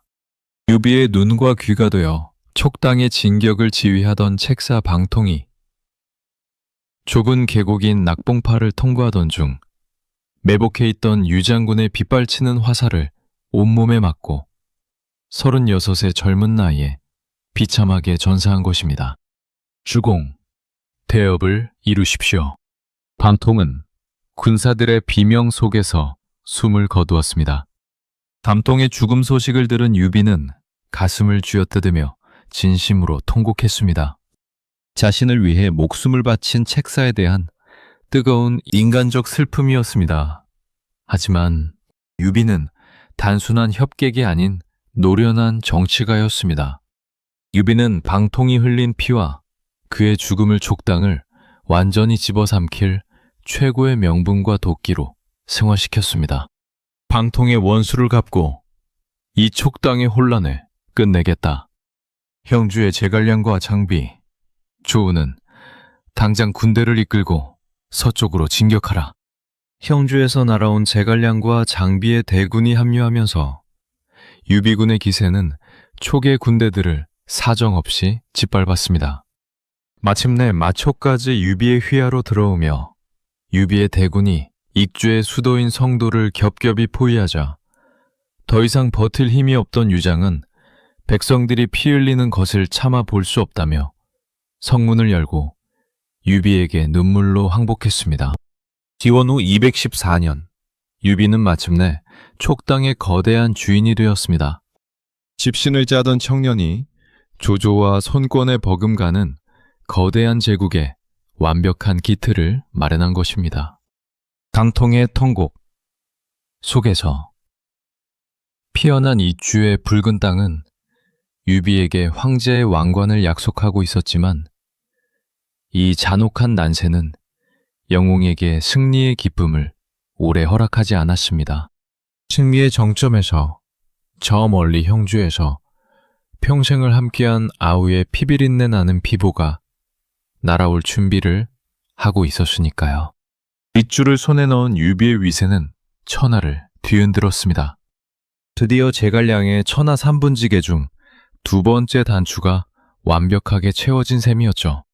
하지만 진정한 천하의 주인이 되기 위해서는 촉당의 북쪽 관문이자 조조의 위나라와 국경을 맞대고 있는 핵심 요충지인 한중을 반드시 차지해야만 했습니다. 한중은 이추로 들어오는 거대한 대문과 같아서 만약 이곳을 조조에게 내어준다면 촉당은 언제든 조조의 칼날 아래 유린당할 수 있는 위태로운 형국이었기 때문입니다. 당시 조조는 이미 장로를 굴복시키고 한중을 장악한 뒤 명장 하우연과 장압에게 수만 명의 정예병을 주어 철벽 같은 방어선을 구축하고 있었습니다. 기원 후 218년, 58의 노병 유비는 자신의 전 생애를 건 마지막 대승부를 위해 친히 대군을 이끌고 북쪽 한중을 향해 진격을 개시했습니다.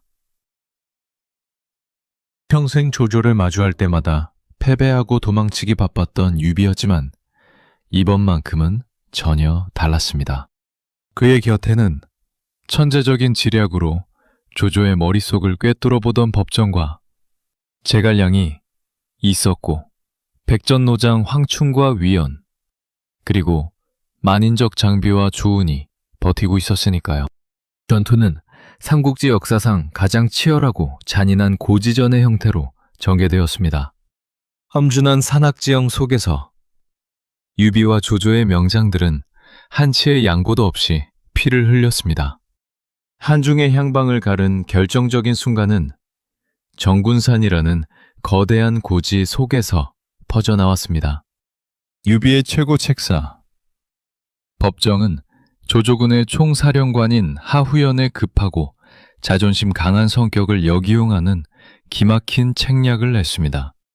법정의 신호에 따라 가파른 산등성이 위에서 깃발을 흔들며 기회를 엿보던 백전노장 황충이 수천 명의 결사대를 이끌고 성난 호랑이처럼 하후연의 본진을 향해 내리달렸습니다. 정사 기록에 따르면 황충의 군대는 하늘을 찌를 듯한 북소리와 골짜기를 뒤흔드는 함성을 지르며 폭풍처럼 진격했고, 황충은 난전 속에서 직접 위나라 총사령관 하후연을 참살하는 대기적을 연출했습니다. 소설이나 매체에서 이를 극화하여 황충의 칼날이 단 한 숨에 하후연의 몸통을 두 동강 맸다고 묘사할 만큼 위나라 군대 전체를 엄청난 공포에 밀어넣은 잔혹하고도 압도적인 전과였습니다. 위나라 군대의 총사령관이자 조조의 가장 아끼는 친족 명장이 전장 한복판에서 목숨을 잃은 것입니다.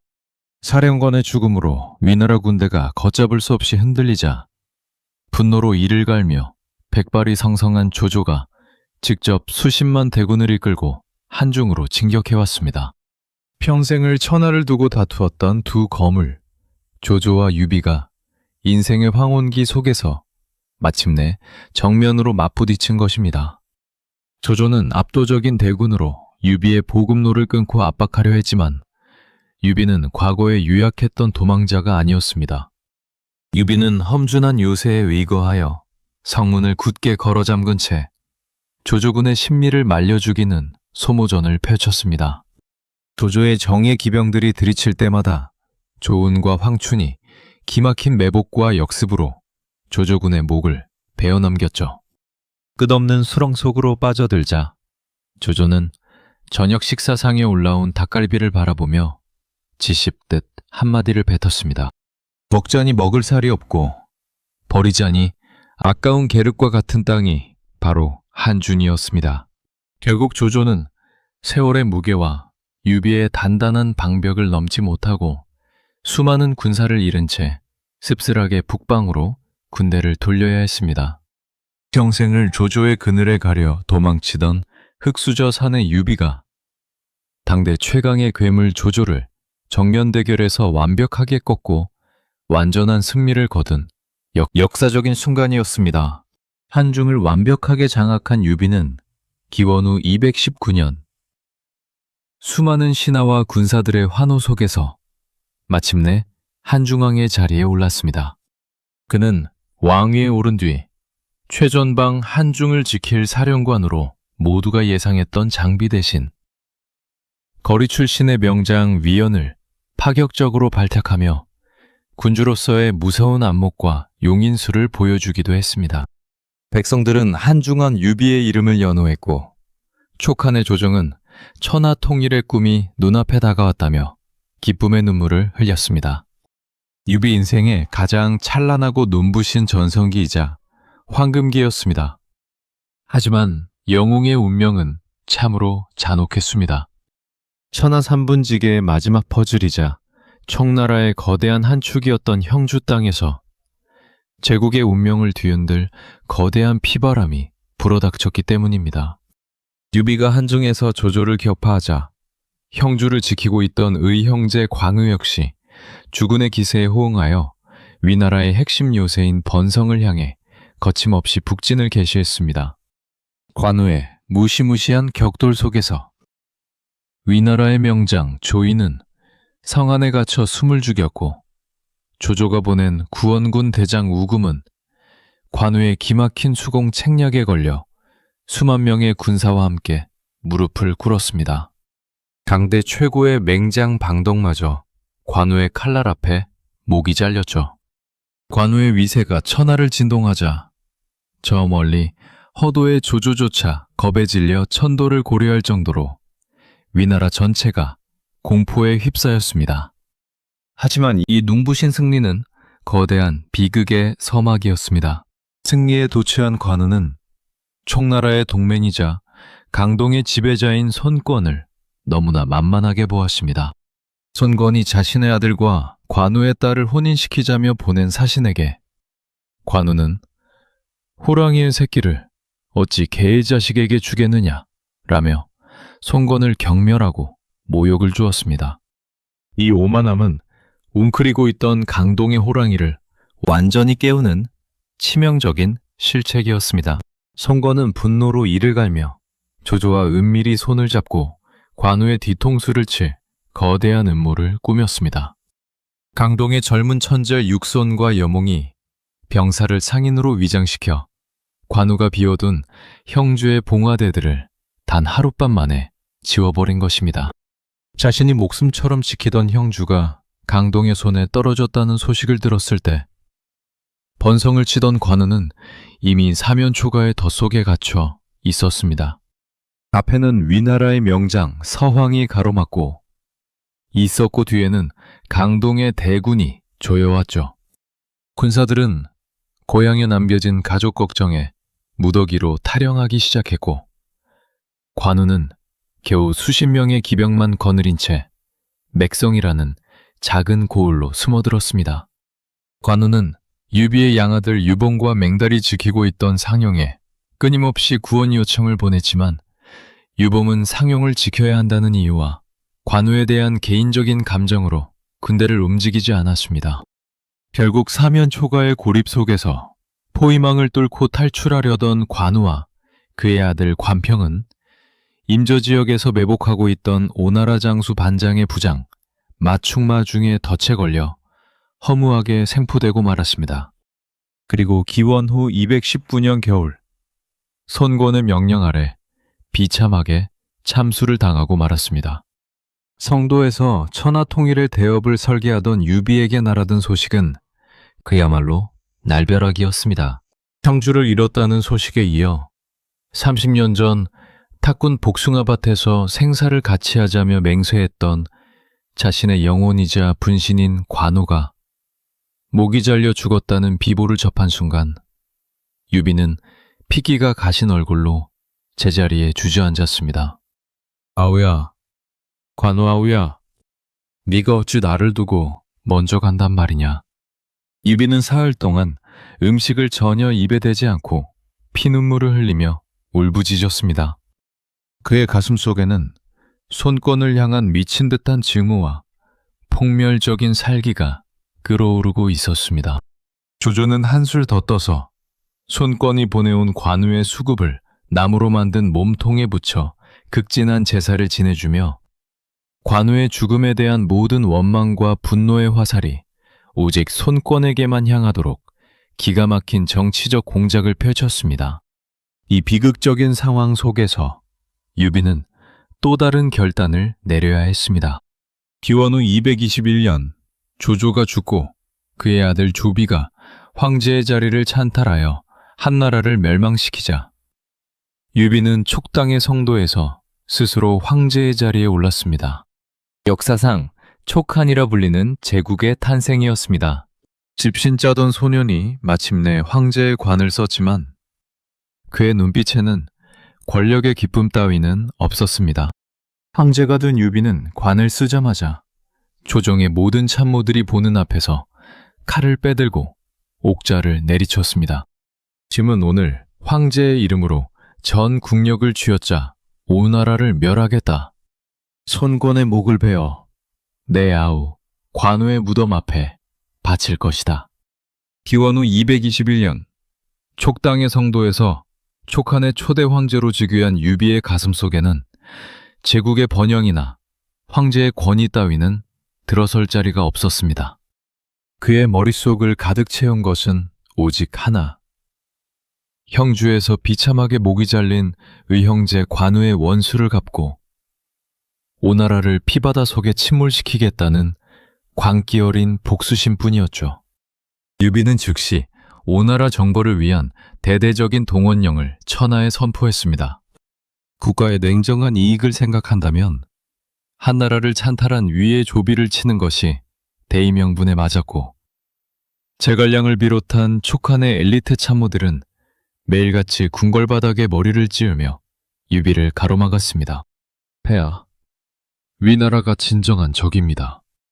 오나라를 치는 것은 조비가 가장 바라는 바이며 촉과 오가 싸우면 위나라가 어부지리를 얻게 됩니다. 부디 개인의 사사로운 의리를 거두시고 제국의 미래를 보살펴 주시옵소서. 조은마저 군대를 이끌고 나아가 유비의 앞을 가로막았지만 예순을 넘긴 늙은 황제 유비는 옥저에서 일어나 칼을 빼들고 사정없이 호통을 쳤습니다. 그대들은 나와 관우, 장비가 탁군 복숭아밭에서 맺은 맹세를 잊었단 말이냐. 내 평생에 관우가 없는 천하통일이 무슨 소용이 있으며 황제의 자리가 무슨 의미가 있단 말이냐. 내 아우를 잔혹하게 죽인 손꽃놈을 멸할 수만 있다면 이 제국이 통째로 불타 없어져도 상관없다. 짐의 앞을 막는 자는 누구를 막론하고 반역으로 다스리겠다. 유비는 국가의 최고 통치자라는 이성의 가면을 미련 없이 집어던지고 30년 전 거리를 지배하던 거친 협객의 우두머리로 돌아갔습니다. 자신을 믿고 평생을 바친 아우를 위해 전 제국의 국력과 자신의 목을 걸고 도박을 감행하는 괴물 같은 의리였습니다. 하지만 하늘은 이 상처받은 늙은 사자에게 또 다른 잔혹한 비극을 내려쳤습니다. 출정 준비가 한창이던 어느 날 밤, 장비의 진영에서 불길한 전령이 성도로 날아들었습니다.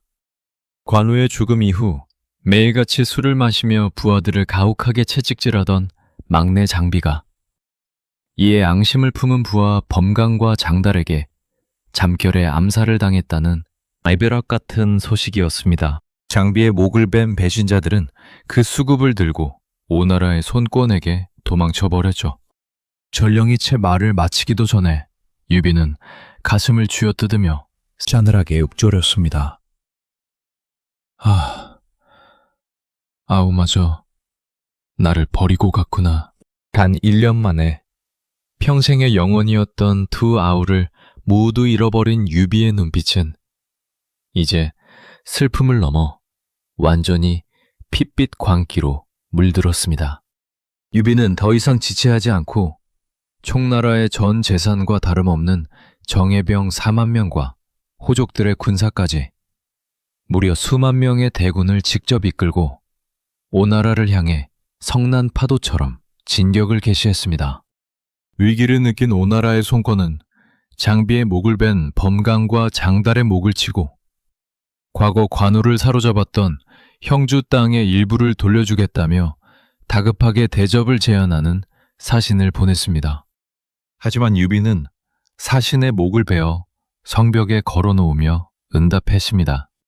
손권의 목을 베기 전에는 그 어떤 타협도 없다. 오나라의 모든 성을 시체로 덮어버리겠다. 유비가 이끄는 촉한의 정예군은 복수심에 가득 찬 늑대떼와 같았습니다. 맹장 황충과 위연의 뒤를 이은 젊은 장수들이 선봉에 서서 오나라의 국경 방어선을 사정없이 부수어버렸습니다. 속도로 무협과 자기를 점령하고 백리가 넘는 오나라의 영토를 피로 물들이며 양쯔강 협곡을 따라 동쪽으로 밀어붙였습니다. 평생 동안 조조와 원수 밑에서 산전수전을 다 겪은 백전노장 유비의 노련한 야전 전술 앞에 오나라의 베테랑 장수들은 낙엽처럼 쓰러져 갔습니다. 공포에 질린 손권은 조정의 격렬한 반대를 무릅쓰고 당시 39의 무명에 가까운 젊은 선비였던 육손을 촉한군을 막아설 총사령관인 대도독으로 전격 발탁했습니다. 늙은 황제 유비는 저 멀리 강 건너편에 진을 친 새파란 애송이 육손의 깃발을 바라보며 싸늘한 비웃음을 터뜨렸습니다. 총권놈이 인재가 없긴 없는 모양이구나. 고작 글방에서 책이나 읽던 서생을 내 앞에 보내다니. 왜 이놈에게 전장의 진짜 피비린내가 무엇인지 똑똑히 가르쳐주겠다. 의리와 증오가 정점을 찍은 전장 속에서 늙은 영웅은 자신의 황혼을 불태울 준비를 하고 있었습니다. 하지만 유비는 미처 알지 못했습니다. 자신이 만만하게 보았던 그 젊은 서생이 자신과 촉한 제국의 숨통을 끊어버릴 삼국지 역사상 가장 거대한 함정과 화염을 준비하고 있었다는 사실을 말입니다. 기원후 222년 여름, 양쯔강 상류의 협곡지대인 이릉의 벌판은 숨이 막힐 듯한 열기로 가득 차 있었습니다. 오나라의 구원투수로 등판한 39의 젊은 총사령관 육소는 유비의 노련한 대군을 상대로 정면 대결을 철저히 피하는 전략을 고수했습니다. 촉한의 장수들이 하루가 멀다 하고 오나라의 진영 앞으로 찾아가 입에 담지 못할 욕설을 퍼붓고 모욕을 주며 도발했지만 육소는 성문을 굳게 걸어 잠근 채 미동도 하지 않았죠. 오나라의 전장에 뼈가 굵은 노장들이 육손에게 찾아가 가슴을 치며 분통을 터뜨렸습니다. 대도독, 저 촉당의 촌놈들이 우리를 이토록 모욕하는데 어찌 방 안에서 책만 읽고 계십니까? 당장 군대를 몰아 저 늙은 유비의 목을 베어야 합니다. 하지만 육소는 차갑게 웃으며 그들을 제지했습니다. 유비는 평생 전장에서 구른 배전 노장이며 지금 그의 군대는 복수심으로 똘똘 뭉쳐 도끼가 극에 달해 있어 지금 정면으로 부딪히는 것은 자살의 힘이요. 하지만 촉한의 군대는 멀리서 가파른 협곡을 따라 내려왔으니 이 더운 여름철이 깊어질수록 반드시 지치고 틈이 생길 것이오. 내가 천시와 지리를 이용해 저들을 한 번에 몰살할 테니 그때까지 감히 군대를 움직이는 자는 군법으로 다스리겠소. 육손의 계산은 정확했습니다. 여름의 지독한 더위와 습기 속에서 촉한 군의 피로는 극에 달했습니다. 가파르고 좁은 협곡지대에 수만 명의 군사를 주둔시키다 보니 병사들은 더위를 피해 나무가 우거진 숲속으로 기어들어갈 수밖에 없었죠. 유비는 병사들을 보호하기 위해 양쯔강 협곡을 따라 숲속에 무려 수백 리에 달하는 거대한 연속 진영, 즉 연진을 구축했습니다. 100리가 넘는 거대한 숲속에 군대 장막들이 촘촘하게 연결된 형태였습니다. 저 멀리 성도에서 이 진용도를 전해받은 제갈량은 핏기가 가신 얼굴로 책상을 내리쳤습니다. 아, 폐하께서 어찌 이런 치명적인 실수를 범하셨단 말이냐. 병법의 기본도 모르는 진영이다. 만약 적이 화공을 들이친다면 수백 미의 군대가 단 한순간에 고립되어 불타 죽을 것이다. 당장 군대를 물리셔야 한다. 하지만 제갈량의 절규는 너무 늦었습니다. 촉한군의 진영이 완벽하게 숲속에 고착화된 것을 확인한 오나라의 대도독 육선의 눈빛이 탐욕스럽게 번뜩였습니다. 때가 왔다.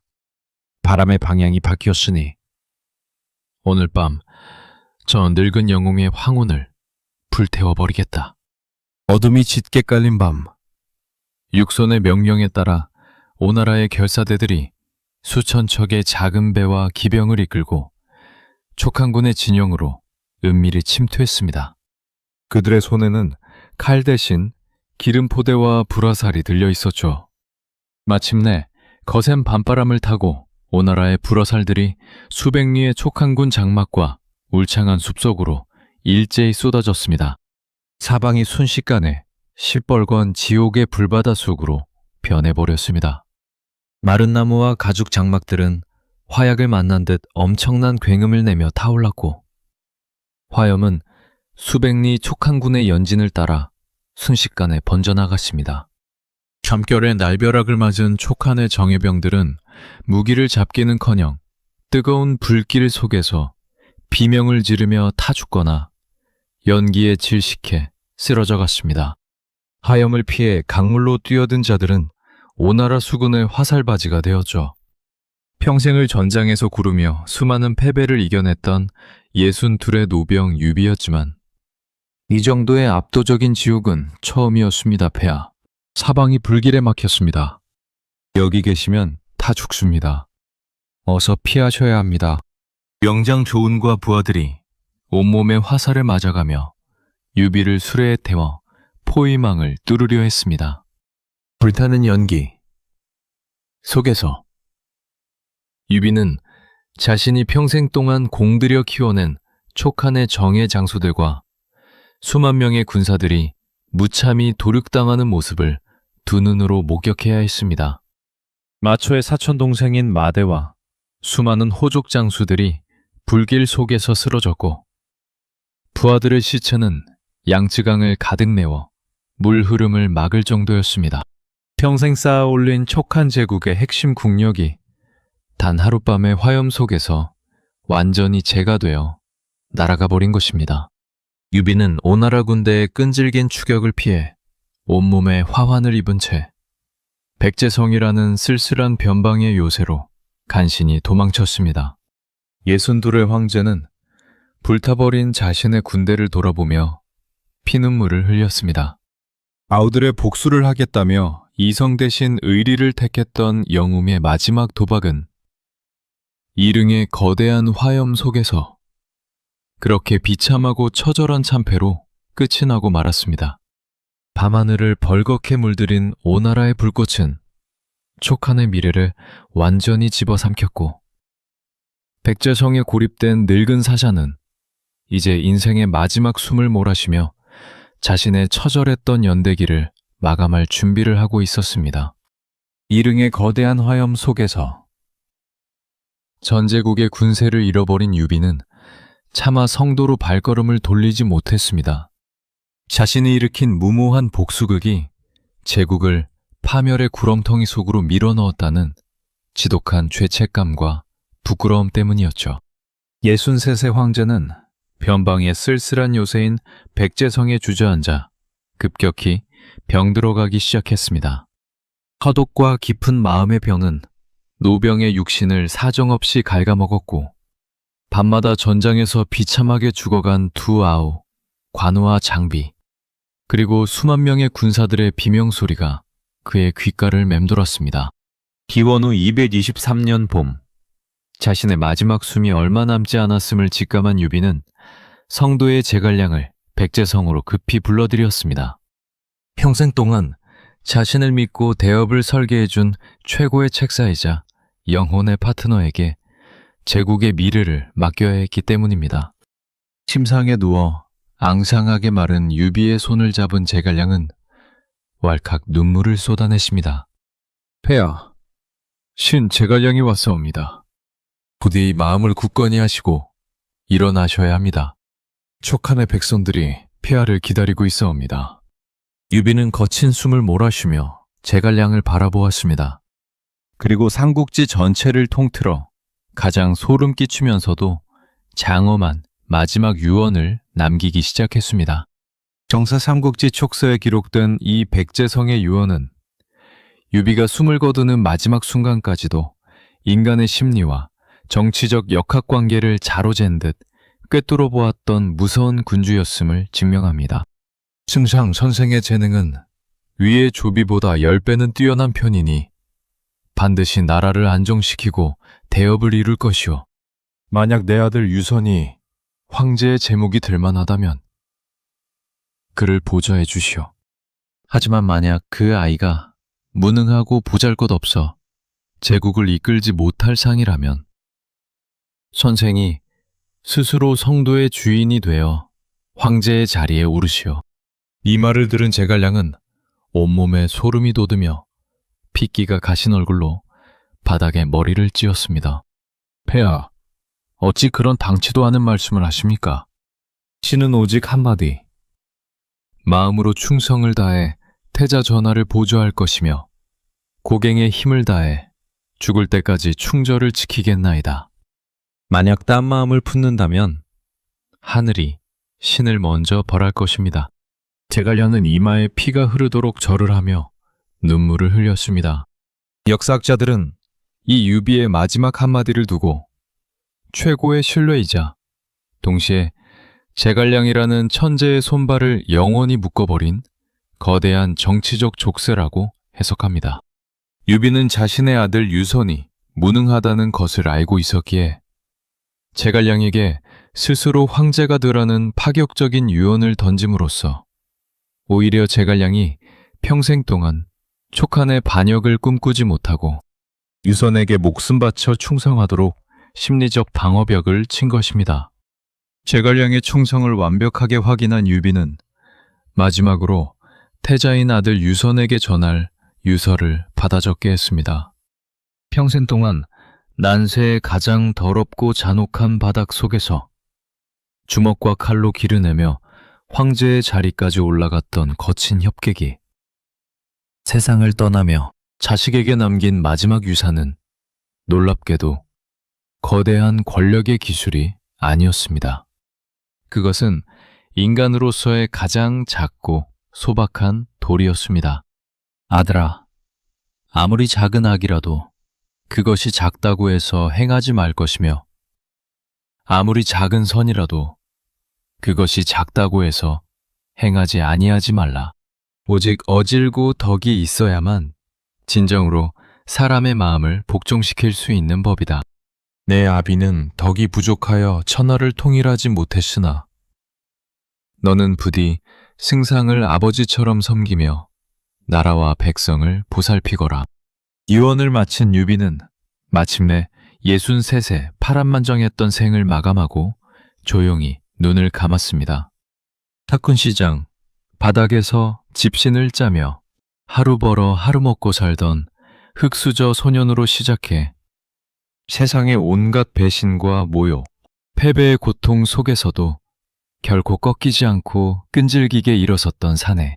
대의 명분을 위해서라면 눈물도 무기로 쓸 줄 알았던 냉혹한 정치가이자 아우의 죽음 앞에서는 제국의 안위마저 내팽개치고 칼을 빼들었던 뜨거운 협객 유비의 거대한 연대기가 마침내 막을 내린 것입니다.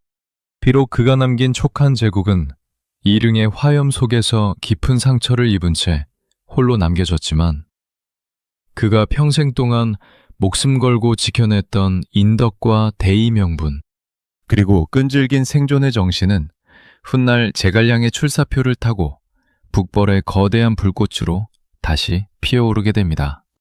지금까지 유비의 파란만장한 인생 풀스토리를 시청해 주셔서 감사합니다.